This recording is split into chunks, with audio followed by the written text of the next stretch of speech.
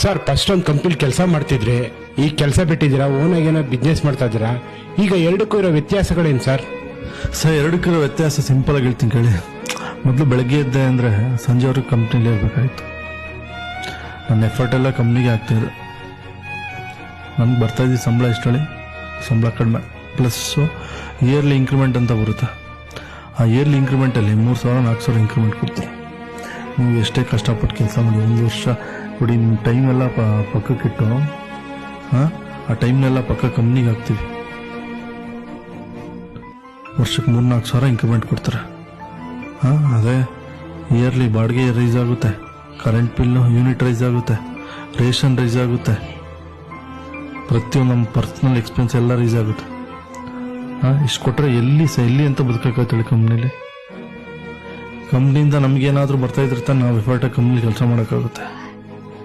ಒಬ್ಬ ಸೂಪರ್ವೈಸರಿಂದ ಹಿಡ್ದು, ಒಬ್ಬ ಮ್ಯಾನೇಜರಿಂದ ಹಿಡ್ದು, ಒಬ್ಬ CEO ಅವ್ರಿಗೂ ಲಕ್ಷ ಇಂಕ್ರಿಮೆಂಟ್ ತಗೊಳ್ತಾರೆ.